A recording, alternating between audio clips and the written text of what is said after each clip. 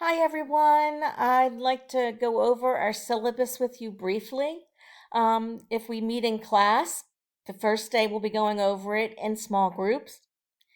If we meet online, then there are assignments to do with this. So this is my email, my office phone number. If you call there and I don't answer, it converts to an email so I can pick it up. And if you have urgent issues, and we can talk about those throughout the semester, this is my cell phone for you to text me urgent issues. So my office hours are Tuesdays 10:30 to 11:30, and Mondays I'm in WebEx from 4 to 5 p.m. and I will add my WebEx address.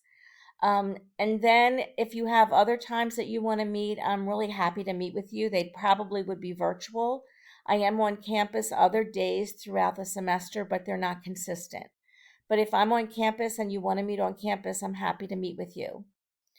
So the textbook, I do not use a highly scientific textbook because I'm very much interested in saving you money. This is a great book if you want to keep it and use it in your life. But if you don't want to buy it, it costs around $40 on Amazon. If you don't want to purchase it, the library has a copy of it, and it's got unlimited access. So you can use, like, all of you could be using it at the same time. You can use it for hours. You can also download it. It's over 1,000 pages, so I don't know why you would want to do that. But that's an important element for this class. You can go over the mission and the goals and the objectives on your own. I want to go over some course policies. The first one is attendance. You really need to attend class if you're going to successfully complete the course. And that means you need to be in class and actively involved, not checking your emails, not, texting people, but really be engaged in the class.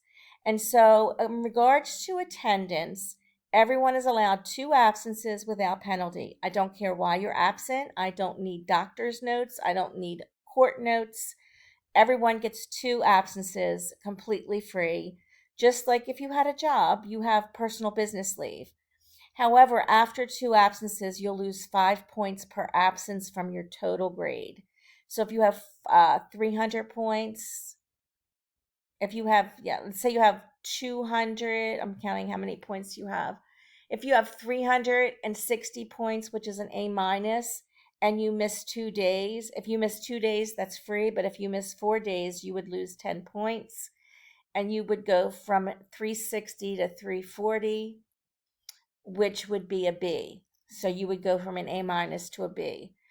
If you're going to miss a lot of time, then it's important that we do have documentation of a medical reason or some legal issues going on. But most people don't find it necessary to miss more than 2 days in a semester.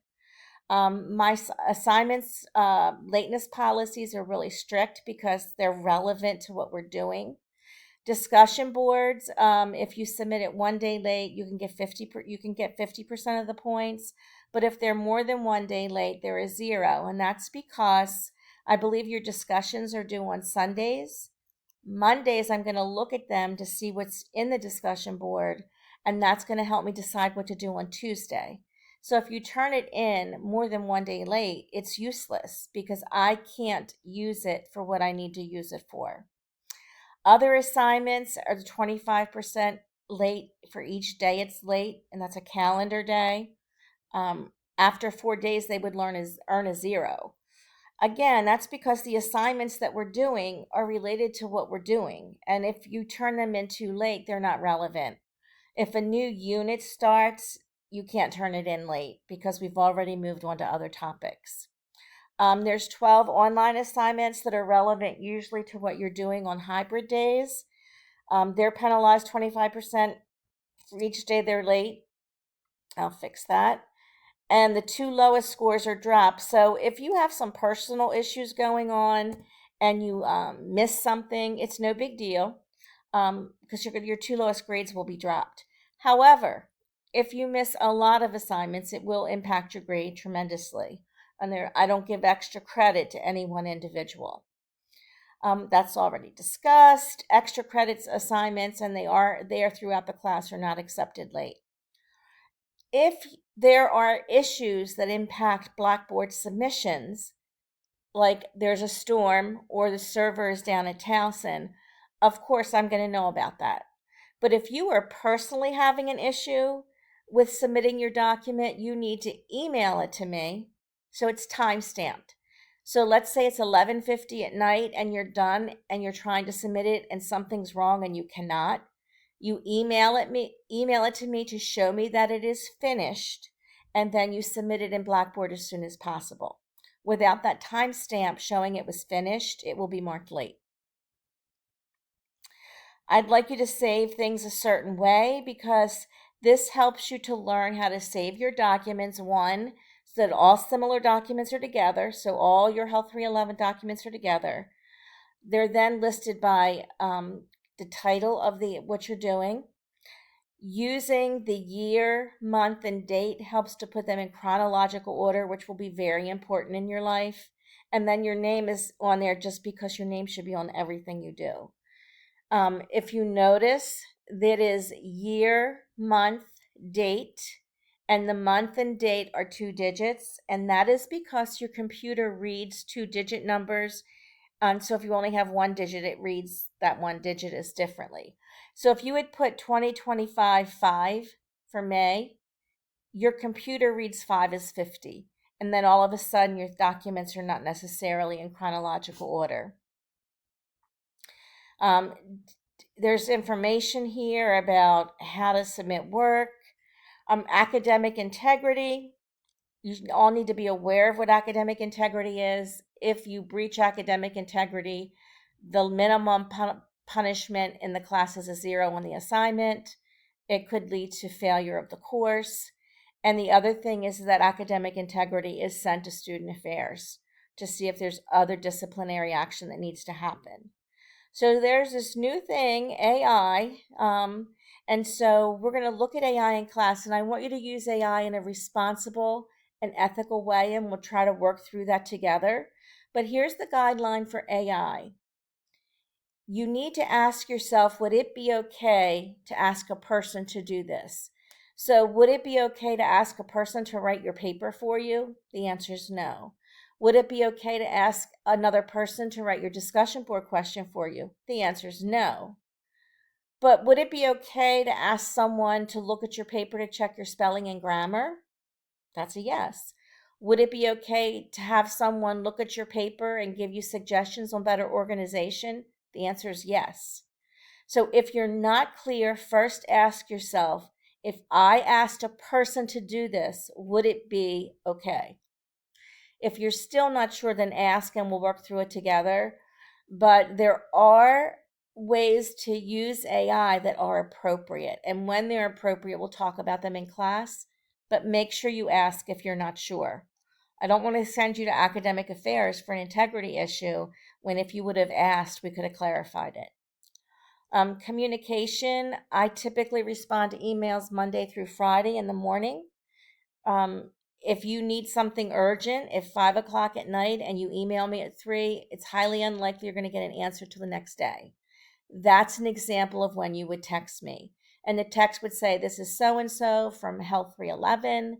Could you please check your email? And I will check it as soon as I can. Or you could say, this is so-and-so from Health 311. Can you answer this question? If it's an easy question, I can answer it in text. If it requires details, that's going to be an email. So make sure that you're okay using the text messaging if you need to for urgent issues. If you forgot what assignments to do or whatever, that's not an emergency. That is ask a friend in class or check Blackboard or check the syllabus. But there are times that really you do have an urgent issue that needs to be addressed. All these policies you can look up. These are student services. They are also in Blackboard. I highly recommend you use them. So that's very important for you. The inclement weather policy, if the class is online, the class continues as usual. But if the class is in person and there's an inclement weather policy, I'm still holding class online. And I will send an announcement to remind you of that. Also, I know a lot of people travel far distances, And if I'm concerned about the weather in Towson is not closed, I also may put a class online. But I try not to do that. We only meet one day a week, so the days that we meet are really important that we're together. If I put a class online on a day that we're going to meet, it will be synchronous, meaning we're all going to be there together.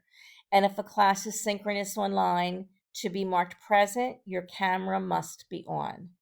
And must be able to see you. If I see your wall and you're not there, that would be like me looking at an empty seat in a classroom. To be marked present in a synchronous online class, I must be able to see you. So these are the assignments in the course. It tells you the breakdown, and we'll go over these in class as we're going through them. There is a disease project that you do, and there is a group project that you do. Everything else is individual. Course grading, information, all of this you can go through on your own. There is an outline. I think originally this was going to meet on some Tuesdays and some Thursdays, and in developing the course, I just thought it would be easier for everyone if we just did the same thing every week. So we will meet in class on Tuesdays, and we will not meet in class on Thursdays, but there will be assignments that you do. And so every Thursday is virtual, and they are almost all asynchronous. And every Tuesday is in class. And if it has to be converted to online, it will be synchronous. The other thing I put in here, just as a way to help you, is I put in a calendar so that you can see when things are due. And when you look at the calendar, you can see that things are due the same days of the week pretty much. So your assignments are typically due on Thursdays because that's your asynchronous day. So you'll do the assignments during class time or another time and submit them. There are some assignments that are due on Sundays. Discussion boards are due on Sundays because I'm going to look at them Monday. And all your tests will open on a Saturday and close on a Monday. The tests are all virtual, and we'll talk about those also. But I give you specifically a weekend and a weekday because I know all of you work different schedules. So between 2 weekend days and a weekday, you should be able to get the test done. And it's open from like 1 o'clock in the morning on the Saturday all the way through to 11:59 p.m. on that Monday. If you have issues with that, you can see me and we can talk about it. But when you look at the calendar, it's very clear that things really are set up that they occur the same way for every unit. This too should help you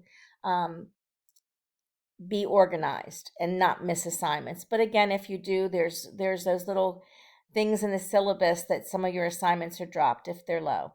Your final exam for Unit 3, I believe, is on the 20th from 3 to 5 p.m. It too will be online and virtual. Your tests are open book and open notes, but we can talk about that also in class. So please look over the rest of the syllabus so that you understand what the expectations are. And please make sure you reach out if you have questions. Again, if we meet in class, we'll be going over this the first day of class in small groups. So have a great day, and I look forward to working with you.